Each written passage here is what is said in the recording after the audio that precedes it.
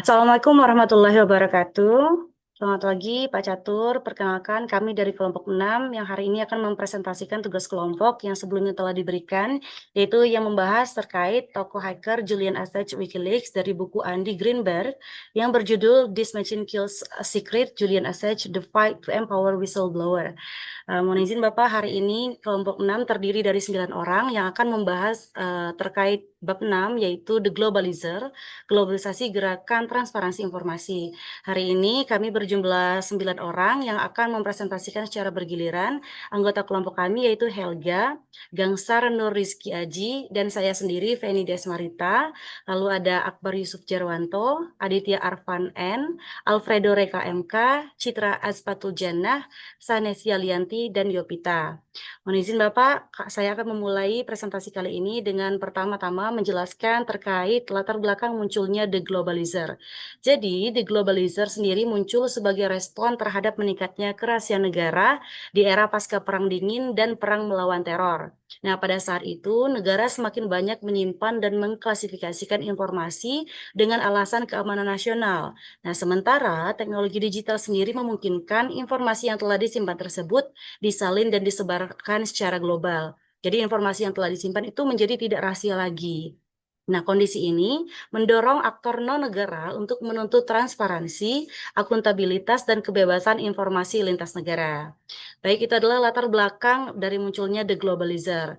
Nah, saya akan selanjutnya menjelaskan terkait sejarah singkat The Globalizer ini sendiri. Nah, The Globalizer mulai berkembang pada awal abad ke-21 seiring dengan kemajuan internet, enkripsi, dan juga jaringan global. Nah, gerakan ini mencapai perhatian internasional melalui kemunculan platform seperti WikiLeaks yang nanti akan dijelaskan oleh teman saya.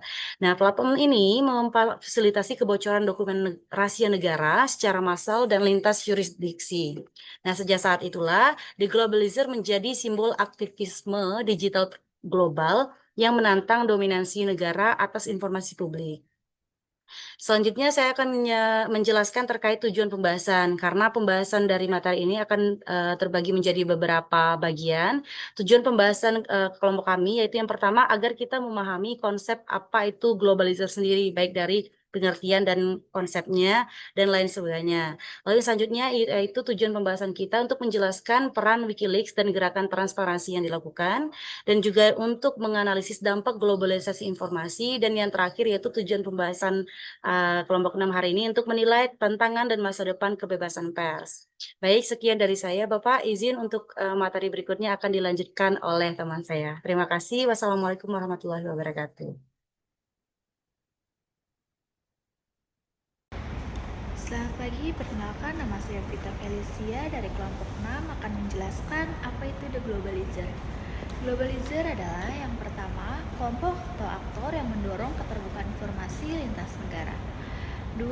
Melawan kontrol negara terhadap rahasia publik. 3. Menggunakan teknologi sebagai alat utama. Konteks global adalah yang pertama, era digital, informasi mudah menyebar. 2. Pemerintah vs masyarakat sipil. Dan yang ketiga, munculnya aktivisme digital. Terima kasih. Halo, Assalamualaikum warahmatullahi wabarakatuh. Kembali lagi bersama saya, Gangsar Rizky Haji. Kali ini saya akan membahas tokoh yang bernama Brigitte Josdin dari Globalizer. Siapakah dia? Dia merupakan politisi Islandia dan aktivis transparansi. Brigitte merupakan salah satu orang yang terpilih sebagai anggota parlemen Islandia pada tahun 2009 setelah krisis finansial nasional. Dari posisinya di parlemen, ia mendorong transparansi, kebebasan informasi, dan akuntabilitas negara sebagai fondasi identitas baru Islandia pasca krisis. Aktivisme ini berakar pada latar belakangnya sebagai seniman, penyair, dan aktivis anti-otoritarian. Yang kedua, beliau merupakan pendukung WikiLeaks. Ia terlibat langsung dengan WikiLeaks pada masa awal kebangkitannya, bekerjasama dengan Julian Assange dan relawan lain termasuk dalam konteks rilis video Collateral Murder. Dukungan Jones Dottir bersifat politis dan strategis. Beliau menjembatani WikiLeaks dengan ruang legal dan institusional di Islandia. Yang selanjutnya dia juga merupakan penggagas IMMI atau Icelandic Modern Media Initiative. Jonsdottir menjadi motor utama IMMI, sebuah inisiasi legislatif yang menggabungkan hukum kebebasan pers, terbaik dan berbagai negara untuk menjadikan Islandia sebagai safe haven global bagi jurnalisme investigatif, whistleblower, dan media digital. IMMI dirancang agar aktivitas pembocoran informasi dapat berlangsung di dalam hukum, bukan di luarnya.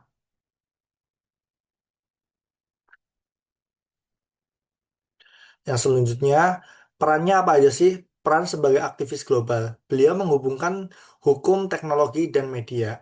Melalui IMMI dan kolaborasinya di Wikileaks, Zozotir mengintegrasikan kerangka hukum nasional, teknologi digital, server, anonimitas, dan jaringan global, dan praktik jurnalisme investigatif. Ia melihat transparansi sebagai proyek lintas disiplin, bukan sekedar isu politik atau teknologi semata. Yang selanjutnya, membentuk jaringan internasional. Sodotir berperan sebagai penghubung aktor global, aktivis, hacker, jurnalis, dan pembuatan kebijakan dari berbagai negara. Ia memandang IMMI sebagai jangkar aktif bagi gerakan transparansi internasional, kemungkinan aliran informasi lintas batas negara, dan memperkuat pengawasan warga terhadap kekuasaan global. Untuk materi selanjutnya akan dibawakan oleh rekan saya. Terima kasih. Baik, pada bagian ini saya akan membahas tentang Wikileaks. Jadi Wikileaks ini adalah sebuah organisasi media internasional yang berfokus pada publikasi dokumen-dokumen rahasia yang memiliki kepentingan publik tentunya. Jadi platform ini dirancang untuk memberikan saluran yang aman bagi whistleblower atau individu-individu yang biasanya membocorkan informasi internal dari pemerintah atau institusi besar. Nah, jadi dalam konteks globalizers, Wikileaks ini menjadi contoh nyata gimana teknologi digunakan untuk menembus batas negara atau mungkin membuka informasi yang sebelumnya hanya dikuasai oleh pemerintah. Dokumen-dokumen yang dipublikasikan oleh Wikileaks itu umumnya berkaitan dengan isu-isu serius kayak korupsi, kejahatan perang mungkin, atau pelanggaran hak asasi manusia. Biasanya seperti itu. Jadi untuk melindungi sumbernya, Wikileaks menggunakan teknologi keamanan tingkat tinggi seperti enkripsi data, kemudian jaringan anonim, atau server yang tersebar di berbagai negara. Nah, dari situ dapat kita simpulkan kalau Wikileaks itu nggak cuma berfungsi sebagai media, tapi juga sebagai bagian dari gerakan global transparansi informasi. Selanjutnya, dampak Wikileaks. Jadi keberadaan Wikileaks itu memberikan dampak yang cukup besar, terutama dalam dunia jurnalisme dan politik global ya. Pertama, Wikileaks mengubah wajah jurnalisme investigatif. Maksudnya gimana? Jadi media nggak cuma bergantung pada pernyataan resmi pemerintah, tapi juga pada bocoran dokumen yang didapat dan diverifikasi. Nah, inilah yang mendorong jurnalisme menjadi lebih kritis dan berbasis data atau based on data ya. Dan yang kedua, Wikileaks juga membuat pemerintah di berbagai negara menjadi lebih waspada. Jadi banyak negara meningkatkan sistem keamanan informasi mereka karena takut nih akan adanya kebocoran data tadi. Nah, di sisi lain hal ini juga menunjukkan kalau pemerintah merasa terancam dengan adanya transparansi. Kemudian yang ketiga itu memicu debat global. Yang mana kenapa Wikileaks memicu perdebatan global? Ya karena batas antara keamanan nasional dan hak publik gitu untuk mengetahui kebenaran jadi ambang perdebatan. Di satu sisi negara beralasan kalau rahasia itu perlu, ya kan, untuk menjaga stabilitas dan keamanan. Tapi di sisi lain masyarakat juga nuntut nih keterbukaan demi keadilan dan akuntabilitas tadi. Nah, oleh karena itu Wikileaks menjadi simbol konflik antara kekuasaan negara dan kebebasan informasi. Baik, Assalamualaikum warahmatullahi wabarakatuh. Sebelumnya, saya izin melanjutkan presentasi. Perkenalkan, nama saya Akbar Yusuf Jarwanto dengan NPM 2502010200967. Pada kesempatan kali ini, saya akan melanjutkan materi presentasi kelompok kami dengan membahas topik 1000 Wikileaks. Topik 1000 Wikileaks ini membahas bagaimana gerakan kebocoran informasi tidak lagi terpusat pada satu platform saja, tetapi berkembang menjadi banyak platform di berbagai negara. Yang pertama yaitu gerakan desentralisasi. Pada slide ini, saya akan membahas tentang gerakan desentralisasi. Yang pertama adalah munculnya platform seperti Balkanleaks, IndoLeaks, dan lain-lain.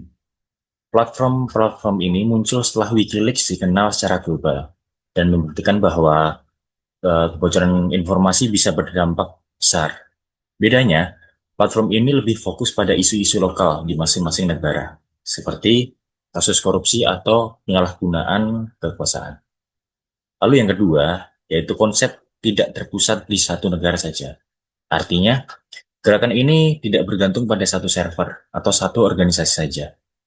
Jika satu platform diblokir atau ditekan oleh pemerintah, maka platform lain tetap bisa berjalan. Inilah yang membuat konsep 1000 Wikileaks menjadi lebih kuat dan sulit untuk dikendalikan. Next. Lalu yang selanjutnya yaitu tantangan teknisnya. Nah, yang pertama adalah keamanan datanya. Dokumen yang dibocorkan biasanya bersifat sangat rahasia, sehingga membutuhkan sistem keamanan digital yang kuat. Jika keamanannya lemah, data bisa diretas atau disalahgunakan. Lalu yang kedua yaitu adalah perlindungan identitas sumber. Hal ini sangat penting karena whistleblower berisiko mendapat tekanan hukum, ancaman, bahkan bahaya fisik jika identitasnya terbongkar. Maka dari itu anonimitas sumber harus benar-benar dijaga. Lalu yang ketiga adalah risiko hukum lintas negara. Nah, karena platform ini bersifat global, setiap negara memiliki aturan hukum yang berbeda-beda. Hal ini membuat pengelolaan dan pertanggungjawaban hukum menjadi lebih rumit. Nah, jadi dapat disimpulkan bahwa konsep 1000 Wikileaks ini menawarkan kekuatan melalui desentralisasi, namun tetap menghadapi tantangan besar dari sisi keamanan, perlindungan sumber, dan risiko hukum internasional. Baik, mungkin itu saja presentasi dari saya. Cukup 2 slide saja. Saya lanjutkan ke yang membawakan selanjutnya. Silakan. Assalamualaikum warahmatullahi wabarakatuh. Pada kesempatan ini, izin saya melanjutkan presentasi dari kelompok 6. Saya akan membahas terkait apa itu IMI. IMI adalah singkatan dari Icelandic Modern Media Initiative. Ini merupakan sebuah resolusi yang disahkan oleh Parlemen Islandia pada tahun 2010. Tujuan utamanya adalah menjadikan Islandia sebagai safe haven atau tempat yang aman bagi kebebasan pers dan kebebasan informasi. Resolusi ini lahir dari semangat transparansi setelah krisis finansial besar yang melanda Islandia. IMI disponsori oleh Birgitta Jonsdottir bersama 19 anggota parlemen lintas partai dan kemudian melahirkan International Modern Media Institute pada tahun 2011 sebagai lembaga advokasi global. Yang paling penting, IMI memberikan perlindungan hukum bagi jurnalis dan whistleblower. Artinya, mereka yang menyampaikan informasi penting untuk kepentingan publik tidak bisa dengan mudah didiskriminasi atau disensor. Dengan IMI, Islandia berusaha menjadi pusat media internasional yang aman dan mendukung keterbukaan informasi. Lalu yang berikutnya, apa sih tujuan IMI? Tujuan utama dari Icelandic Modern Media Initiative adalah memperkuat kebebasan pers dan kebebasan berekspresi yang utama. IMI memastikan bahwa jurnalis dapat bekerja tanpa takut sensor atau kriminalisasi. Selain itu, IMI memberikan perlindungan hukum bagi whistleblower, yaitu orang-orang yang berani membocorkan informasi penting demi kepentingan publik. Dengan adanya perlindungan ini, informasi yang relevan bagi masyarakat bisa tetap tersampaikan dengan aman. IMI juga mendorong transparansi dengan menggabungkan praktek hukum yang terbaik dari berbagai negara untuk menciptakan standar global baru dalam kebebasan informasi. Pada akhirnya, IMI bertujuan menjadikan Islandia sebagai pusat media internasional, sebuah safe haven bagi publikasi investigatif dan data sensitif. Dengan cara ini, Islandia tidak hanya melindungi kebebasan informasi di dalam negeri, tetapi juga memberi inspirasi bagi dunia. Mungkin sekian dari presentasi saya yang akan dilanjutkan oleh rekan saya pada materi berikutnya. Terima kasih. Baik, selanjutnya saya akan menjelaskan terkait dengan peran teknologi. Jadi ada 3 poin utama. Yang pertama terkait dengan server di negara berbeda. Jadi dalam bukunya The Globalizer, Andy Greenberg itu menyoroti bagaimana teknologi menjadi alat utama dalam melindungi kebebasan berekspresi dan informasi. Jadi salah satu strategi penting adalah dengan penempatan server di berbagai negara, terutama di negara-negara yang memiliki perlindungan hukum kuat terhadap kebebasan pers dan privasi digital. Jadi, contohnya, negara yang memiliki perlindungan hukum kuat terhadap kebebasan pers dan privasi digital itu ada di bawah dua, yaitu hosting di Swedia dan Islandia. Jadi, contohnya itu di Swedia dan Islandia, itu merupakan negara yang dikenal sebagai negara dengan regulasi progresif dalam hal kebebasan informasi. Yang ketiga adalah terkait dengan data center sebagai benteng kebebasan informasi. Dengan memanfaatkan hosting lintas negara, organisasi seperti Wikileaks dan penyedia layanan independen dapat menghindari tekanan politik dan sensor dari negara asal. Teknologi seperti data center yang terenkripsi dan terdistribusi berfungsi sebagai benteng digital menjaga agar informasi sensitif tetap aman dan dapat diakses publik tanpa ancaman pemblokiran atau kriminalisasi. Jadi contoh nyatanya adalah di Swedia itu ada Bahnhof dan PRG. Jadi Greenberg mengangkat 2 contoh konkret dari Swedia yaitu Bahnhof dan PRG. Jadi Bahnhof dan PRG ini merupakan 2 perusahaan penyedia layanan internet dan hosting yang secara aktif mendukung kebebasan informasi. Bahnhof misalnya dikenal karena menolak permintaan pemerintah untuk menyerahkan data pengguna tanpa dasar hukum yang jelas. Kemudian PRG itu pernah menjadi host awal Wikileaks, jadi dia memiliki reputasi sebagai tempat yang sangat sulit ditembus secara hukum maupun teknis. Yang kedua terkait dengan keamanan fisik dan hukum. Jadi kedua perusahaan tersebut, Banov dan PRG itu menunjukkan bagaimana keamanan fisik dan perlindungan hukum dapat berpadu untuk menciptakan lingkungan digital yang aman bagi jurnalis, whistleblower, dan aktivis. Negara sebagai safe haven digital. Jadi negara seperti Swedia ini berperan sebagai safe haven digital, yaitu maksudnya adalah tempat di mana kebebasan informasi dapat bertahan dari tekanan global. Baik, saya di sini akan melanjutkan presentasinya. Saya akan membahas dampak positif dan dampak negatif. Dampak positifnya yang pertama, transparansi meningkat.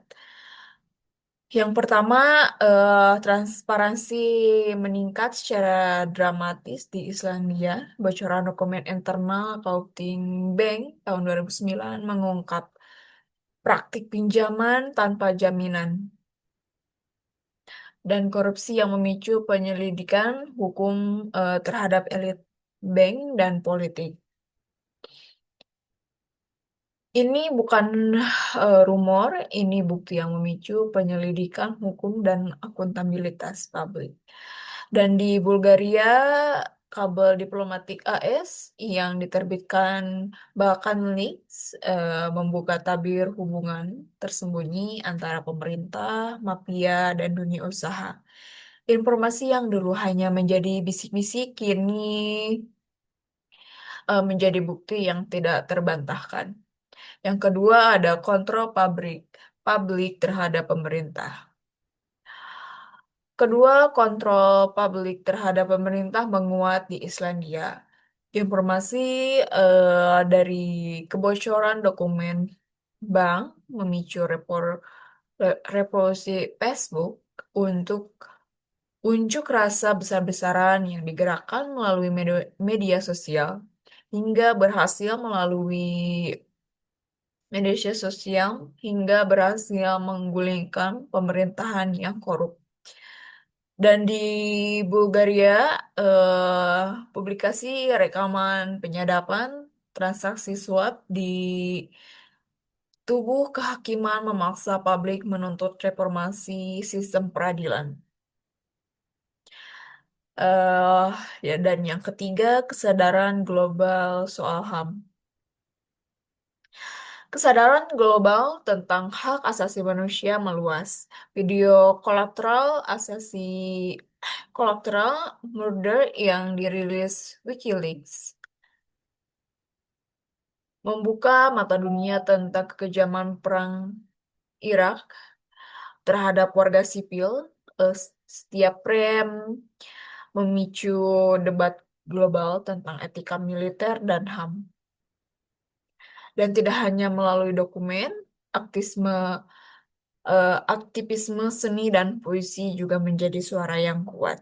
Karya-karya Birgitta Jonsdottir dan aktivis lainnya menyebar pesan HAM, perdamaian dan anti korupsi ke layak global, membuktikan bahwa kebenaran bisa disampaikan melalui berbagai medium. Dan selanjutnya kita akan membahas dampak negatif. Yang pertama, konflik diplomatik. Konflik diplomatik menjadi konsekuensi langsung kebocoran kabel diplomatik rahasia AS tidak hanya memalukan, ia menciptakan ketegangan nyata antara Amerika Serikat dengan negara-negara seperti Islandia dan Bulgaria. Di Sofia, Kedutaan Besar AS bahkan harus mengeluarkan pernyataan resmi untuk meredam badai politik setelah kabel yang dibocorkan menyebut Perdana Menteri Boyko Borisov terlibat dalam kejahatan terorganisir. Rahasia yang terbongkar telah mengganggu hubungan antar negara dan kepercayaan diplomatik. Dan yang kedua, tuduhan ancaman keamanan nasional. Wikileaks dituduh membahayakan keamanan nasional AS dengan membocorkan dokumen rahasia militer dan diplomatik rahasia. Tekanan tidak hanya pada pelaku, tetapi juga pada penyedia infrastruktur digital, perusahaan hosting seperti PRQ di Swedia dan Bahrov terus-menerus ditekan oleh pemerintahan sebagai negara, semua dengan dalih yang sama untuk keamanan nasional. Ini menunjukkan bagaimana kekuasaan menggunakan narasi keamanan untuk membungkam kebebasan informasi. Dan yang terakhir, kriminalisasi aktivis. Birgitta Jonsdottir, politisi dan penyair Islandia, dikriminalisasi melalui permintaan data pribadinya dari Twitter oleh pemerintahan AS. Ia juga dilarang masuk Amerika Serikat hanya karena keterkaitannya dengan Wikileaks. Dan Arsen Yordanov diserang fisik dengan pisau dan batang besi di Burgas, serta terus-menerus menerima ancaman pembunuhan menjadi bagian dari hidupnya. Jurnalis lainnya seperti Ognan Stepanov, ia dipukul dengan palu, dan Georgi Stov dibunuh, menunjukkan resiko nyata bagi pengungkap kebenaran. Ia adalah harga yang ini bukan hanya sekadar resiko, ini adalah harga yang dibayar oleh mereka yang berani membongkar kebenaran. Analisa tantangan masa depan. 1. Tekanan global terhadap kebebasan pers. Di era globalisasi, kebebasan pers menghadapi tekanan yang semakin besar dan kompleks. Tekanan ini tidak hanya datang dari negara, tetapi juga dari kepentingan politik dan ekonomi global. Akibatnya, pers sering berada pada posisi sulit antara menjaga independensi atau menyesuaikan diri dengan kepentingan tertentu. Kedua, upaya sensor digital. Perkembangan teknologi digital memang memberikan ruang kebebasan berekspresi yang luas. Namun, di sisi lain, teknologi juga memunculkan bentuk sensor baru yang lebih halus. Melalui algoritma, pemblokiran konten, dan pengawasan digital, arus informasi dapat dikendalikan tanpa disadari oleh masyarakat. Yang ketiga, hukum internasional yang belum siap.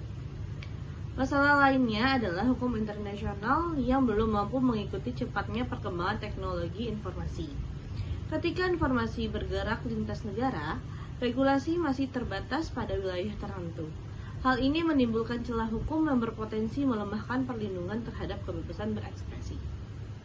Kesimpulan, deglobalizer telah mengubah cara dunia memandang informasi dan kekuasaan.